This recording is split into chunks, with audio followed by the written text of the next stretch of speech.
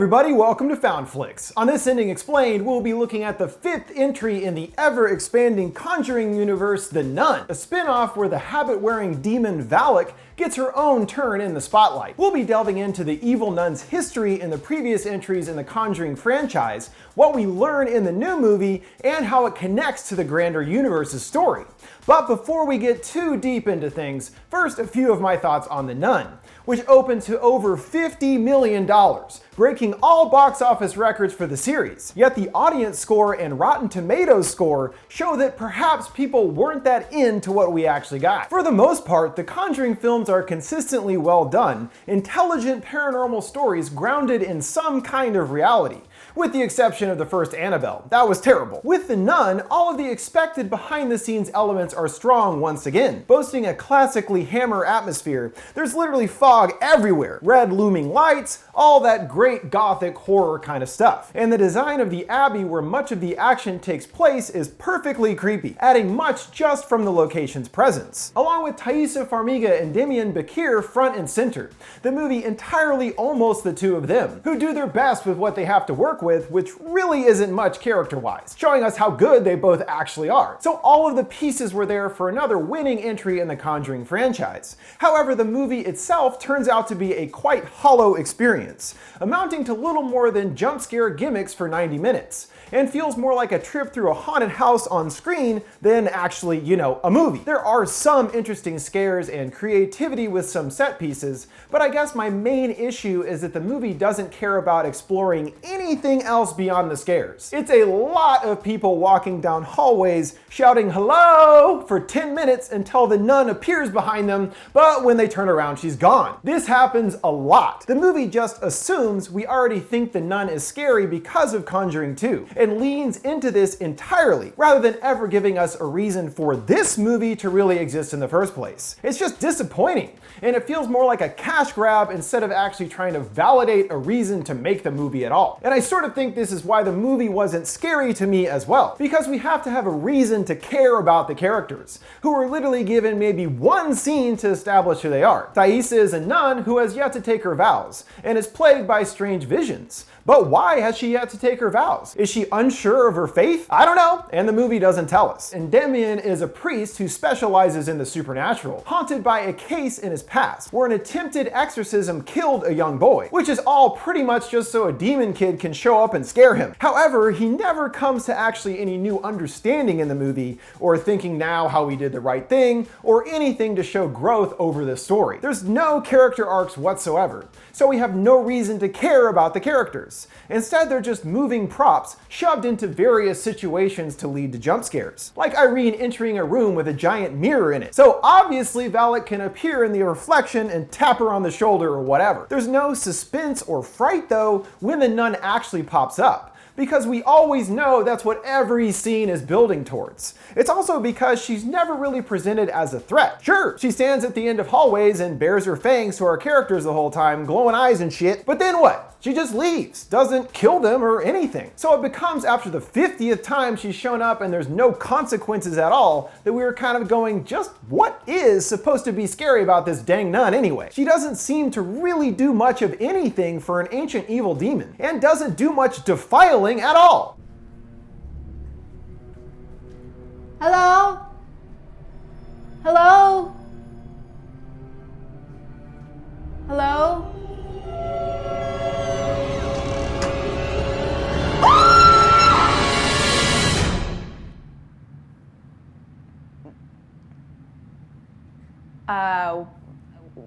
Were you gonna do something, or?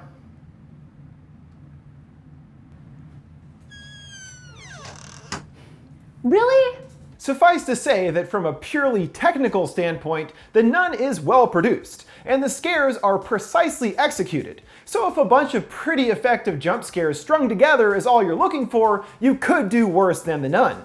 but I like to actually have some characters in my horror movies, which we don't get the luxury of here. Because the movie really is mostly jump scares, the plots introduced are consistently inconsequential, so there isn't a lot to discuss when it comes to the story of the movie. Irene and Burke show up at the Abbey, and the nun messes with them. Then they defeat it, but not really, since she's in The Conjuring 2 later. The end. But even taking my grievances into consideration, we do learn more about the demon Valak. So let's move on with a recap of her appearances in the series so far and how it fits into the timeline. Chronologically in the series, she was first referenced in Annabelle Creation, taking place predominantly in 1955, as Sister Charlotte, who tends to the kids, was actually part of the convent where Valak has been, finding her amongst a picture of the nuns. Then in the post-credit scene taking place a few years earlier, Valak makes a brief appearance, seeing her floating forward, extinguishing candles in a church in Romania, the same one that Sister Charlotte came from. She then came to real prominence in The Conjuring 2 as one of the primary malevolent spirits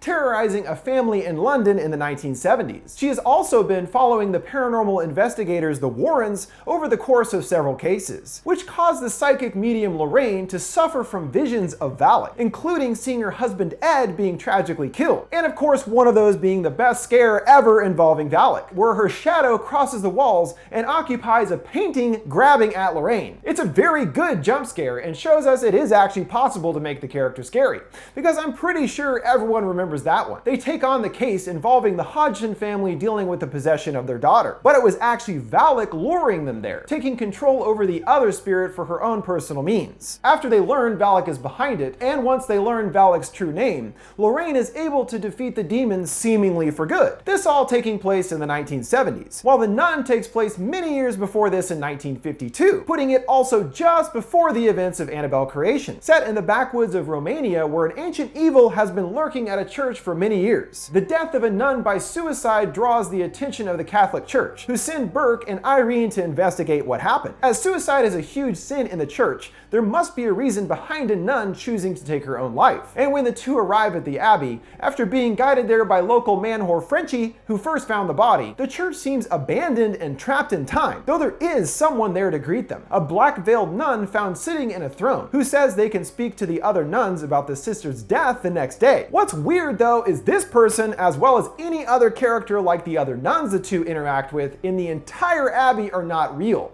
but an apparition or hallucination created by Valak. So even when Irene is allowed to enter the rest of the Abbey and meet several other nuns, including Sister Oana, who tells her all about the history of Valak and the church, none of these people are actually there. By the time Irene and Burke show up, all of the nuns there have already been wiped out. I'd initially thought they were maybe going to establish these other nuns as evil nuns working for Valak in a kind of church of evil, which I think would have actually been pretty cool. But nope, just apparitions created by Valak, which is especially odd as this means it's actually Valak giving out information about herself to Irene. But why would she do that is the question, as it's through Oana we are told the origin of Valak and even how she was initially defeated. The Abbey was first built by a duke several hundred years ago, who used the location to dabble in summoning evil, eventually successfully creating a portal to the other side, basically hell, and bringing the evil demon Valak into our world for the first time. Whatever the duke's plan was, he was stopped when the church learned of his experiments, and a group of holy crusaders raided the Abbey and were able to seal the portal closed and contain the evil through the use of the blood of Jesus Christ himself. Well, yeah, that would probably do it. In order to keep Valak dormant, the nuns at the church began to consistently pray, taking shifts to make sure the prayers never stopped at any moment over the course of hundreds of years. Though at some point, the nuns were killed, leaving only the two seen at the beginning, and Sister Victoria, who hung herself, was the last one left. The reason she took her own life is because that Valak is seeking a human vessel. This is the only way the demon can leave the church where it is trapped and enter out into the rest of the world. Though as the prayers stopped, its powers were broken, once again opening the portal to the other side, allowing Valak's evil influence to return, which is now spread over the entire location and even into the town nearby. The entire Abbey is under her control, which allows her to create any number of weird things, and even bend reality to mess with Irene and Burke, though again, never actually does them any physical harm. And as I said, the whole way the backstory is presented is very strange, because Sister Oana isn't real. So it's essentially Valak telling Irene all about her past, as well as the one thing that could stop it, the blood of Jesus Christ. which luckily is still hidden somewhere in the church, leading to a strangely Indiana Jones-esque search for its hidden location, with Frenchie coming back to join in the fun on their treasure hunt, sending them deep into the nun-occupied basement corridors, having to pass a door where she's known to reside, with "God ends here" written in Latin on the outside. Well, that should keep you out. Their search is pretty brief, as it turns out. The visions Irene has been having since childhood were specifically happening for this moment right now, recalling from her visions the phrase "Mary points the way," and how about that? There's a Mary statue randomly in the basement with a glowing light shooting out of the finger that guides them to the blood container's location, locked within a chamber in the wall. After seeing this reason behind her visions, Irene believes them to be a miracle from God. Yeah, that or lazy screenwriting, and decides now is a perfect time to finally take her vows and fully commit to being a nun. They then discover the portal's location, which naturally leads to Valak appearing and attempting to claim Irene as her vessel, having a pretty goofy encounter in a water-filled room, including Valak coming to the surface like a shark or Pennywise or something. Not very scary. When it looks like Valak has choked the life out of Irene and claims the blood container from her motionless grip, seen empty, it looks like evil is victorious, until Irene springs to life, spitting the blood of Jesus right into the nun's face, as the portal begins to seal shut, causing the water in the room to swirl into a violent whirlpool, sucking into the crack of the portal on the floor. Eventually, the nun is sucked into it as well, and the portal seals closed, stopping the evil once and for all. Just kidding, of course not. An unconscious Irene lays on the floor and is brought back to life by Frenchie, who retrieves an injured Burke, all three finally getting out of the abbey. Strangely, Irene is back to wearing her street clothes, no longer wearing her habit. This would seem to indicate that she has decided after what happened that she doesn't want to be a nun anymore, as you think she would be wearing her habit all the time now. But of course, nothing is mentioned about this at all. As the trio head off in Frenchie's carriage, we see on the back of his neck an odd shape, an upside-down cross symbol protruding from his skin, quickly flashing back to an earlier moment with Valak where she vomits a snake from her mouth, flying into Frenchie's, letting us know that Valak did get her vessel after all, just not with Irene as we had expected. We then jump forward all the way to 1971, during the events of the first The Conjuring, seeing Ed and Lorraine detailing a case of theirs involving a man who had upside-down crosses appearing under his skin. It's our boy Frenchie, real name Maurice. So all these years later, Valak is still using him as a vessel, though what she's been up to all these years is anyone's guess. Regardless, this shows us Valak and the Warrens' first encounter, and as we know the demon was successfully exorcised out of Morris by Ed and Lorraine, it was the two of them that caused Valak to lose her vessel. This explains why she was targeting them in the first place, as revenge for taking her vessel and most likely sending her back to the other side, leading to the events of The Conjuring 2 a few years later, where Valak has returned to torment the Warrens, resulting in the end of Valak for good, at least for now that is. After making major bucks at the box office, don't be surprised if this isn't the end of Valak's presence in the Conjuring universe. While The Nun certainly wasn't my favorite, we won't have to wait too long for another chance to course correct the series with the upcoming Annabelle 3, arriving next year. But I feel like they need to actually add more to the universe rather than continuing the train of spin-off sequels until they are no longer profitable. And for real, where is the Crooked Man movie already? This guy was way more interesting and spooky looking than the Nun, and could actually be a more unique kind of character to flesh out in a full-length movie, rather than expanding something out that doesn't really have enough of an idea to do so with in the first place. That'll do it for this ending explained on The Nun. And don't forget, you can send me suggestions for any movies or TV shows you'd like to see me explain by sending them my way on any of my social media accounts at FoundFlix. Thanks, guys.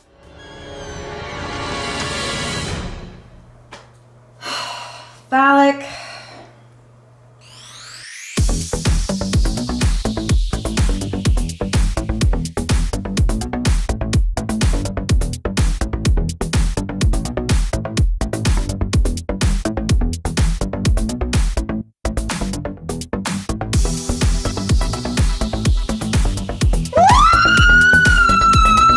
What did you guys think of The Nun and its ending? Which in the franchise so far is your favorite? Let me know your thoughts in the comments below. Make sure to like, subscribe, and follow. Thanks for watching FoundFlix. See you next time.